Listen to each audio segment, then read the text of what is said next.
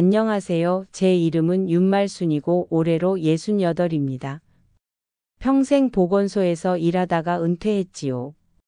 예방접종 기록을 관리하고 임산부들의 손을 잡아주고 아이들의 울음소리를 달래던 시간들이었습니다. 그 일을 하면서 배운 게 하나 있다면 사람의 눈빛을 보면 안다는 것입니다. 어느 날 아들 민수에게 전화가 왔습니다. 엄마, 이번 주만 보라 좀 봐주실 수 있어요? 나영이가 큰 프로젝트를 맡아서 일이 너무 많아요. 며느리 나영이는 인테리어 디자이너입니다. 잡지에도 몇 번 나왔다고 들었습니다. 아들은 자랑스러운 목소리로 말했지만 그 말끝이 조금 무거웠습니다. 새로 이사한 집은 반짝거렸지만 공기가 이상했습니다. 현관문을 열자마자 느꼈습니다. 향이 좋은데 숨이 막히는 느낌이었어요. 라벤더 같은, 아니 유칼립투스 같은, 아무튼 인공적인 향이 공간을 가득 채우고 있었습니다. 디퓨저가 곳곳에 놓여 있었고 흰색 가구들이 정렬된 듯 배치되어 있었습니다. 어머니 오셨어요? 며느리 나영이는 여전히 예뻤지만 뭔가 달랐습니다. 얼굴이 더 갸름해진 것 같았고 눈 밑에 희미한 그림자가 있었습니다. 웃는데 눈이 웃지 않았습니다. 보라가 많이 기다렸어요. 보라야, 할머니 오셨어. 5살 보라가 계단 위에서 내려왔습니다. 천천히 조심스럽게. 마치 소리를 내면 안 되는 것처럼. 할머니. 보라는 제 품에 안겼습니다. 작고 따뜻한 몸이었습니다. 하지만 그 아이도 뭔가 조심스러웠습니다. 엄마 눈치를 보는 것 같았습니다. 보라, 할머니한테 인사 크게 해야지. 목소리 작아. 나영이가 말했습니다. 부드러운 말투였지만 그 안에 긴장이 배어 있었습니다. 저는 보라의 머리를 쓰다듬으며 말했습니다. 괜찮아. 우리 보라 목소리 딱 좋아. 나영이는 잠시 저를 바라보다가 고개를 끄덕였습니다. 그럼 부탁드릴게요. 보라 간식은 냉장고에 있어요. 알았어. 아, 그리고 보라가 이상한 말 하면 그냥 넘어가 주세요. 요즘 상상력이 좀 과해서요. 나영이는 가방을 챙기고 나갔습니다. 구두 소리가 복도에 울렸습니다. 문이 닫히자 집이 갑자기 조용해졌습니다. 보라는 제 손을 꼭 잡고 속삭였습니다. 할머니, 우리 집엔 파란 고래가 살아요. 고래? 응. 엄마가 그랬어요. 길을 잃으면 고래를 따라가면 된대요. 그 말이 이상하게 가슴에 남았습니다. 저는 보라의 눈을 들여다봤습니다. 맑고 투명한 눈이었지만 그 안에 무언가 불안한 것이 흔들리고 있었습니다. 보라야, 고래가 어디 있는데? 천장이요. 밤에만 나와요. 보라는 천장을 가리켰습니다. 하얀 천장에는 아무것도 없었습니다. 다만 은은한 조명이 벽을 따라 흐르고 있었습니다. 오후 시간은 조용히 흘렀습니다. 보라와 그림을 그리고 블록을 쌓고 책을 읽었습니다. 보라는 집중하다가도 자주 창밖을 바라봤습니다. 마치 누군가를 기다리는 것처럼. 할머니, 엄마 언제 와요? 저녁 먹고 올 거야. 엄마는 맨날 늦게 와. 보라의 목소리가 작아졌습니다. 저녁을 준비하려 냉장고를 열었을 때 깜짝 놀랐습니다. 모든 것이 라벨로 정리되어 있었습니다. 날짜, 칼로리, 유통기한까지. 채소는 종류별로 지퍼백에 담겨 있었고 과일은 크기 순으로 정렬되어 있었습니다. 나영이가 완벽주의자라는 건 알고 있었지만 이 정도일 줄은 몰랐습니다. 저녁을 먹이고 목욕을 시키고 잠옷을 입혔습니다. 보라는 순한 아이였습니다. 때를 쓰지 않았고 말을 잘 들었습니다. 하지만 그게 오히려 마음에 걸렸습니다. 5살 아이가 이렇게 조용할 수 있나? 밤이 되자 나영이가 돌아왔습니다. 어머니, 저 왔어요. 보라는 잠들었어요? 응, 방금 잠들었어. 나영이는 가방을 내려놓고 구두를 벗고 잠시 소파에 앉았습니다. 그리고는 갑자기 일어나서 집안을 둘러보기 시작했습니다. 쿠션의 각도를 고치고 리모컨 위치를 옮기고 테이블 위 물컵을 정리했습니다.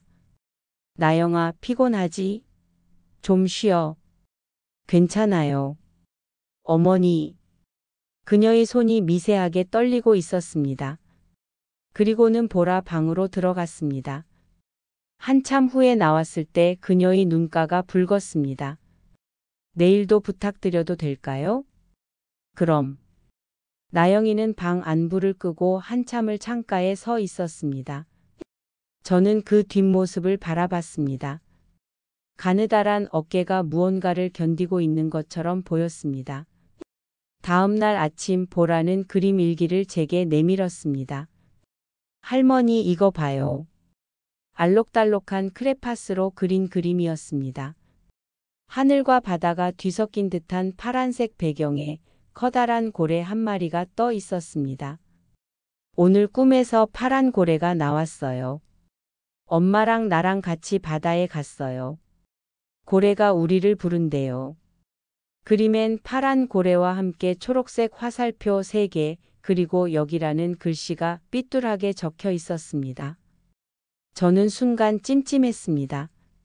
보라야, 이 화살표는 뭐야? 길이요. 고래한테 가는 길. 역은 뭐고? 엄마가 자꾸 가고 싶다고 그래요. 역에. 보라는 담담하게 대답했습니다. 5살 아이의 목소리치고는 너무 침착했습니다. 나영이는 식탁에 앉아 있었는데 눈밑이 짙게 꺼져 있었습니다. 나영아, 어젯밤에 잠 못 잤어? 조금요. 그녀는 커피를 마시고 있었습니다. 손이 미세하게 떨려서 컵이 받침과 부딪혔습니다. 작은 소리였지만 조용한 아침 공기 속에서 크게 울렸습니다. 요즘 일이 많아요. 클라이언트가 계속 수정을 요구해서. 그럼 좀 쉬어야지. 괜찮아요. 나영이는 웃으려 했지만 입가만 움직일 뿐이었습니다. 보라는 엄마 곁에 가만히 다가가서 손을 잡았습니다. 엄마, 오늘은 일찍 와. 응, 그럴게. 나영이는 보라의 머리를 쓰다듬었습니다. 하지만 그 손길이 어딘가 기계적이었습니다. 마치 해야 할 일을 하듯이. 그녀가 출근하고 나자 저는 보라와 단둘이 남았습니다. 할머니, 엄마가 이상해요. 왜? 자꾸 같은 말을 해요. 그리고 밤에 울어요. 보라는 눈을 깜빡이며 말했습니다. 아이의 눈빛이 너무 슬퍼 보였습니다. 보라는 엄마한테 뭐라고 해? 아무 말도 안 해요. 엄마가 더 슬플까봐. 저는 보라를 꼭 안아주었습니다. 작은 등이 제 품에서 떨렸습니다. 오후가 되어 나영이에게서 전화가 왔습니다. 어머니, 저 오늘 좀 늦을 것 같아요. 그래, 천천히 와. 보라한테 미안하다고 전해주세요. 목소리가 불안정했습니다. 마치 울고 있는 것 같았습니다. 나영아, 괜찮아? 네. 전화가 끊겼습니다. 저는 불안한 마음으로 보라와 저녁을 먹었습니다. 보라는 밥을 먹다가 말했습니다. 할머니, 엄마가 나를 안 사랑하는 걸까요? 무슨 소리야? 엄마가 너 엄청 사랑하지. 근데 왜 자꾸 안 보여요? 엄마 눈에 내가 안 보이는 것 같아요. 저는 말문이 막혔습니다. 밤이 깊어졌습니다. 보라를 재우고 저는 거실에 앉아 있었습니다. 10시가 넘어서야 나영이가 돌아왔습니다. 그녀는 문을 열고 들어오더니 벽에 기댄 채 한참을 서 있었습니다. 나영아. 그녀는 고개를 들었습니다. 눈이 충혈되어 있었습니다. 어머니, 저 이상해요. 그녀는 물컵을 들더니 손을 떨며 말했습니다. 요즘 머리가 자주 하얘져요. 아까도 회의 중에 갑자기 아무 생각도 안 났어요. 제가 뭘 말하고 있었는지, 여기가 어딘지. 나영이는 잠시 침묵했습니다. 그리고는 떨리는 목소리로 말했습니다. 보라가 저를 보는 눈이 무서워요. 제가 엄마로서 망가지는 걸 보고 있는 것 같아요. 그런 거 아니야. 저도 알아요. 근데 머릿속에서 자꾸 그런 생각이 들어요. 내가 사라지면 다들 편할 거라고. 저는 손이 떨렸습니다. 나영아, 그런 생각하지 마. 어머니, 저 요즘 자꾸 지하철역 앞에 서 있어요. 출근할 때도 퇴근할 때도 그냥 멍하니 서 있어요. 선로를 보면서. 저는 숨이 막혔습니다. 그건 위험한 생각이야. 알아요. 근데 멈출 수가 없어요. 나영이는 고개를 떨궜습니다. 어깨가 흔들렸습니다. 저는 그녀를 꼭 안아주었습니다. 그녀의 몸이 너무 가벼웠습니다. 마치 바람에 날아갈 것처럼. 그날 밤 부엌 쓰레기통에서 찢어진 약봉지 조각이 보였습니다. 인지기능 개선제라는 글씨. 저는 손끝이 싸늘해졌습니다. 며느리가 앓고 있는 것은 단순한 스트레스가 아니었습니다. 무언가 더 깊고 더 어두운 것이었습니다. 그리고 보라의 그림 속 파란 고래는 어쩌면 경고였을지도 모른다는 생각이 들었습니다. 며칠 뒤 가스 타는 냄새가 났습니다. 나영아. 저는 황급히 부엌으로 뛰어갔습니다. 냄비가 시커멓게 타올랐고 불길이 치솟기 직전이었습니다. 연기가 자욱했고 화재 경보기가 요란하게 울렸습니다. 불을 끄자 며느리는 거실에 멍하니 서 있었습니다. 손에는 전화기가 들려 있었고 화면엔 신경과 예약 취소 완료라는 문자가 떠 있었습니다. 나영아, 괜찮아? 그녀는 고개를 돌렸습니다. 눈동자에 초점이 없었습니다. 제가 뭐 하고 있었죠? 국 끓이고 있었어. 아. 나영이는 부엌을 바라봤습니다. 타버린 냄비를 보고도 별다른 반응이 없었습니다. 마치 남의 일처럼. 어머니 죄송해요. 제가 또. 괜찮아. 그런데 나영아, 약은 왜 버렸어? 저는 조심스럽게 물었습니다. 며칠 전 쓰레기통에서 본 약봉지가 계속 신경 쓰였습니다. 그녀는 잠시 침묵했습니다. 그리고는 떨리는 목소리로 말했습니다. 그거 먹으면 제가 더 빨리 없어질까 봐요.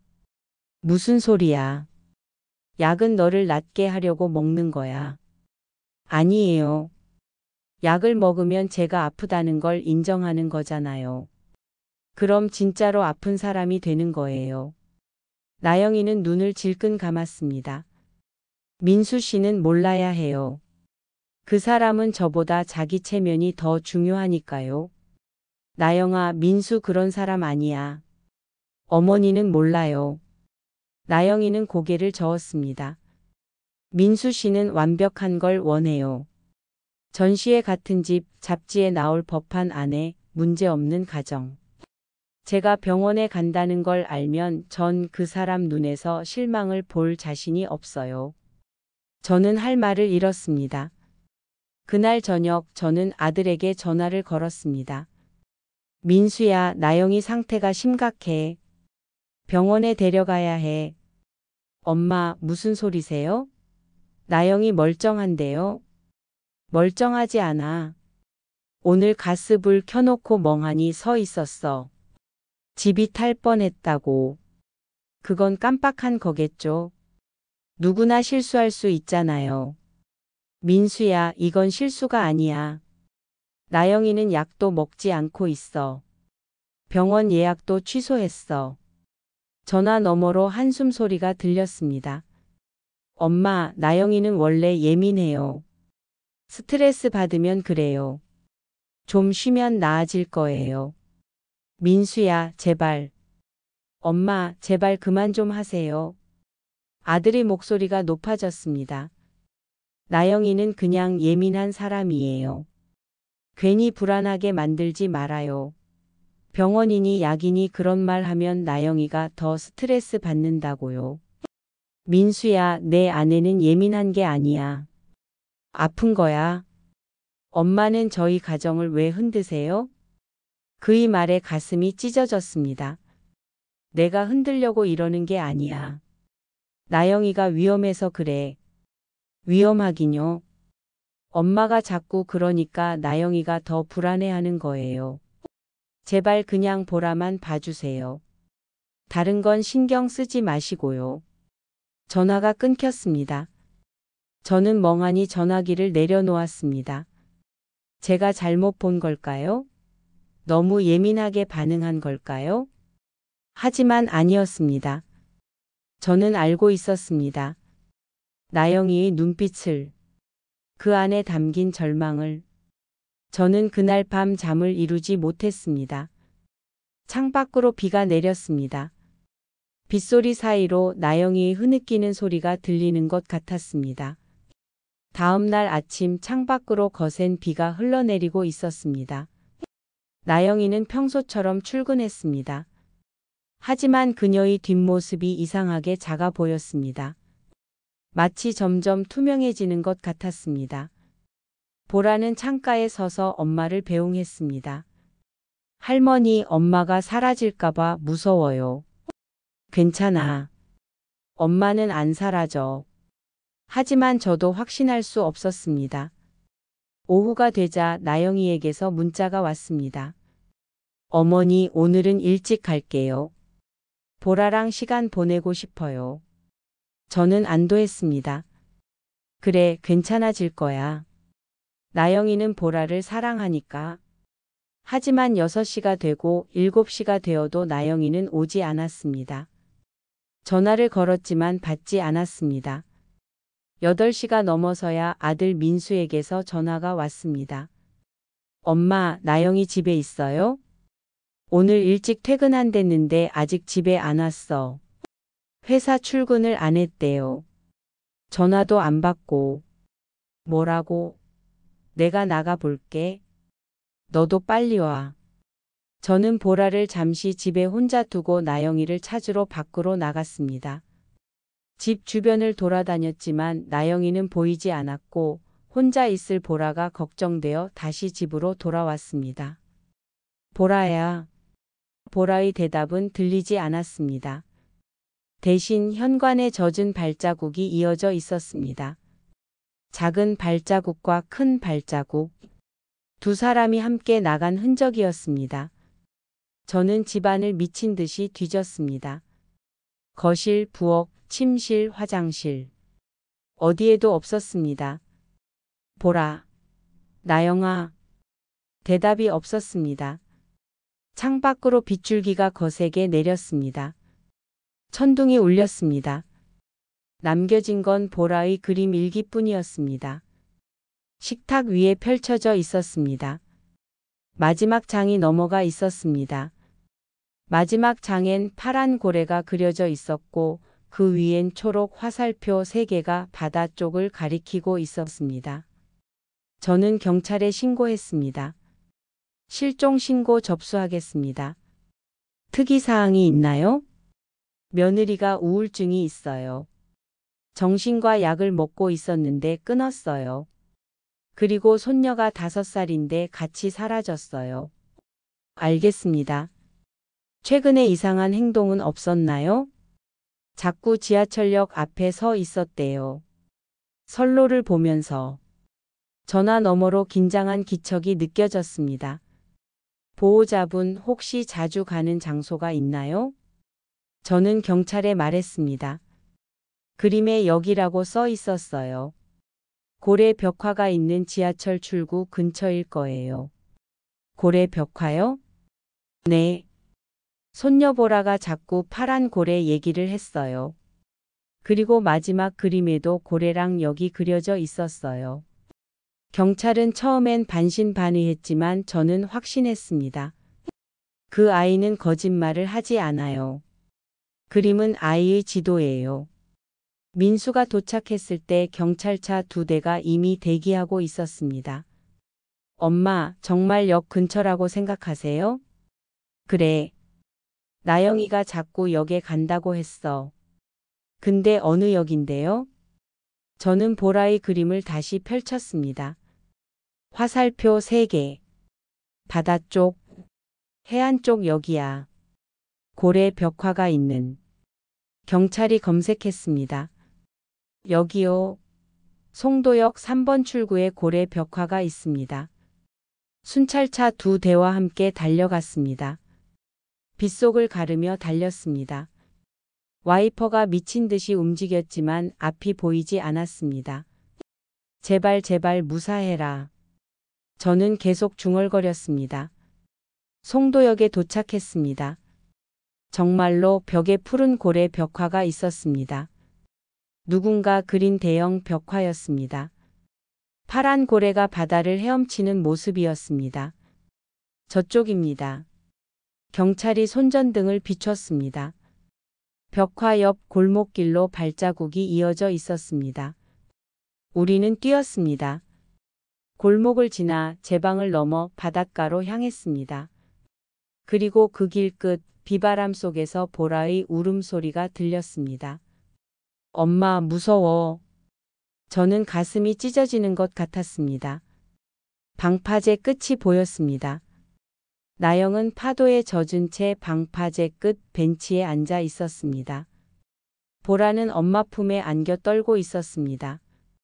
눈빛은 공허했고 자기 이름을 잃은 사람의 얼굴이었습니다. 나영아. 저는 달려갔습니다. 그녀가 고개를 들었습니다. 어머니? 그 한마디에 저는 다리에 힘이 풀렸습니다. 나영아, 왜 여기 있어? 저 잘 모르겠어요. 그냥 여기 와야 할 것 같았어요. 민수가 보라를 안아 들었습니다. 보라야, 괜찮아? 아빠. 보라는 울음을 터뜨렸습니다. 엄마가 고래한테 가자고 했어요. 무서웠어요. 경찰이 담요를 덮어주었고 저는 그녀의 손을 잡고 말했습니다. 서나영. 내 이름이야. 절대 잊지 마. 그녀가 힘겹게 따라했습니다. 서나영. 그래. 넌 서나영이야. 보라의 엄마고 민수의 아내야. 그리고 내 소중한 며느리야. 나영이의 눈에서 눈물이 흘러내렸습니다. 어머니, 저 길을 잃었어요. 제가 누군지 모르겠어요. 괜찮아. 내가 알려줄게. 천천히. 저는 그녀를 꼭 안아주었습니다. 그녀의 몸이 너무 차가웠습니다. 빗물에 젖어 떨고 있었습니다. 나영아, 이제 집에 가자. 집. 응. 따뜻한 집으로. 구급차가 도착했습니다. 응급구 조사들이 나영이와 보라를 담요로 감쌌습니다. 체온이 많이 떨어졌습니다. 병원으로 가야 합니다. 민수가 고개를 끄덕였습니다. 구급차 안에서 보라는 저를 바라봤습니다. 할머니, 고래가 엄마를 데려가려고 했어요. 이제 괜찮아. 고래는 안 와. 정말요? 응. 할머니가 지켜줄게. 보라는 제 손을 꼭 잡았습니다. 나영이는 눈을 감고 있었습니다. 하지만 숨은 쉬고 있었습니다. 살아 있었습니다. 구급차가 출발했습니다. 사이렌 소리가 빗속에 울렸습니다. 민수가 제 옆에 앉았습니다. 그의 얼굴이 창백했습니다. 엄마, 제가 틀렸어요. 나영이는 정말 아팠는데 전 못 본 척했어요. 아니, 보기 싫었어요. 민수의 목소리가 떨렸습니다. 전 완벽한 가정을 원했어요. 문제없는 아내를. 그게 나영이를 더 아프게 한 거예요. 저는 아들의 어깨를 감싸 안았습니다. 이제 알았으면 됐어. 이제부터 잘하면 돼. 늦은 거 아닐까요? 아니야. 아직 늦지 않았어. 창밖으로 비가 그쳤습니다. 먹구름 사이로 달빛이 새어 나왔습니다. 그리고 저는 생각했습니다. 파란 고래는 죽음의 상징이 아니었다고. 그건 나영이의 마지막 SOS였다고. 보라는 그걸 알고 그림으로 남긴 거였습니다. 길을 잃은 엄마를 찾을 수 있도록. 병원에서는 초기 치매라고 했습니다. 정확히는 알츠하이머성 치매였습니다. 의사는 차분하게 설명했습니다. 아직 초기라 진행을 늦출 수 있습니다. 약물 치료와 함께 일상 루틴을 유지하는 게 중요합니다. 가족의 지지가 무엇보다 필요합니다. 아들은 진단서를 보고 눈물을 흘렸습니다. 엄마, 어떻게 아셨어요? 저는 아들의 손을 잡았습니다. 내 아내가 내게 먼저 말했단다. 말하지 않아도 그 눈이 말했어. 전 정말 몰랐어요. 아니, 모른 척했어요. 민수는 고개를 떨궜습니다. 나영이가 힘들다고 했을 때 전 그냥 예민하다고만 생각했어요. 회사 일이 바빠서 육아가 힘들어서 그런 거라고. 설마 병일 줄은. 이제 알았으면 됐어. 나영이는 병실 침대에 누워 있었습니다. 링거를 맞고 있었습니다. 보라는 엄마 곁에서 손을 잡고 있었습니다. 엄마, 이제 안 아파? 응, 좀 나아진 것 같아. 나영이는 미소를 지었습니다. 하지만 그 눈빛에는 여전히 두려움이 어려 있었습니다. 보라야, 미안해. 엄마가 너를 무서운 곳에 데려가서. 괜찮아. 엄마랑 있으면 안 무서워. 보라는 엄마 손을 꼭 잡았습니다. 그 모습을 보며 저는 생각했습니다. 이 아이가 얼마나 용감한지. 5살 아이가 엄마를 구하려고 했다는 것을. 퇴원 후 우리는 집을 바꿨습니다. 정확히는 집을 바꾼 게 아니라 살아가는 방식을 새로 만들었습니다. 벽마다 큰 글씨로 메모를 붙였습니다. 현관, 신발장, 우산, 열쇠. 부엌, 가스레인지 조심, 닿으면 끄기. 화장실, 세면대, 욕조, 수건. 현관엔 오늘 날짜를 써 붙였습니다. 큰 화이트 보드를 걸어두고 매일 아침 날짜와 요일을 썼습니다.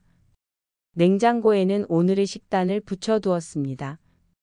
거실 벽에는 가족 사진을 크게 인화해서 걸었습니다. 사진마다 이름을 적었습니다. 남편 강민수, 딸 강보라, 시어머니 윤말순. 그리고 거울 옆에는 이렇게 적었습니다. 나는 선아영입니다. 아침이면 저는 나영이의 이름을 부릅니다. 선아영 씨, 오늘은 화요일이에요. 점심은 멸치국수 먹기로 했어요. 나영이는 천천히 고개를 끄덕입니다. 선아영 화요일 멸치국수. 때로는 헷갈립니다. 저 오늘이 며칠이죠? 수요일이에요. 어제는요? 화요일이었어요. 아, 맞다. 하지만 우리는 포기하지 않습니다. 민수는 일찍 퇴근합니다. 예전처럼 야근을 하지 않습니다. 저녁이면 가족이 함께 식탁에 앉습니다. 나영아, 오늘 뭐 했어? 그림 그렸어. 보라랑. 무슨 그림? 바다. 파란 바다. 민수는 웃으며 말합니다. 고래는 안 그렸어? 고래는 이제 안 그려. 보라는 엄마와 함께 그림 일기를 그립니다. 첫 줄은 언제나 같습니다. 오늘도 엄마 이름을 썼다. 선아영. 그리고 그 아래 오늘 있었던 일을 그립니다. 엄마랑 산책한 일. 엄마랑 빵 구운 일. 엄마랑 꽃에 물 준 일. 작은 일들이지만 그림 일기는 차곡차곡 쌓여갑니다. 보라야, 이거 할머니한테 보여줄까?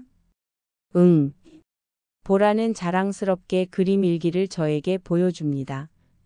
할머니, 오늘 엄마가 내 이름 한 번도 안 까먹었어. 그래? 대단한데? 응. 아침에 일어나자마자 보라야 했어. 나영이는 부끄러운 듯 웃습니다. 요즘은 좀 나아진 것 같아요. 약 먹어서 그런가? 그래. 그리고 가족들이 옆에 있어서 그래. 저는 나영이의 손을 잡았습니다. 나영아, 힘들면 언제든 말해. 네, 어머니. 때로는 나쁜 날도 있습니다. 아침에 일어났는데 자기가 누군지 모를 때가 있습니다. 저 여기가 어디죠? 우리 집이에요. 우리 집? 근데 저는 누구죠? 선아영이에요. 거울 봐요. 거기 이름이 써 있어요. 나영이는 거울을 봅니다. 그리고 천천히 읽습니다. 나는 선아영입니다. 맞아요. 선아영. 선아영. 그녀는 자기 이름을 몇 번이고 되뇌입니다. 그러다 문득 저를 봅니다. 어머니? 응. 나야. 죄송해요. 제가 또. 괜찮아. 천천히 기억하면 돼. 저는 매일 나영에게 이야기합니다. 나영아, 넌 인테리어 디자이너였어. 정말 멋진 공간을 만들었지. 정말요? 응. 잡지에도 나왔어. 저 기억이 안 나요. 괜찮아. 내가 기억할게. 밤이면 저는 창문을 엽니다. 바람이 들어와 커튼을 흔듭니다.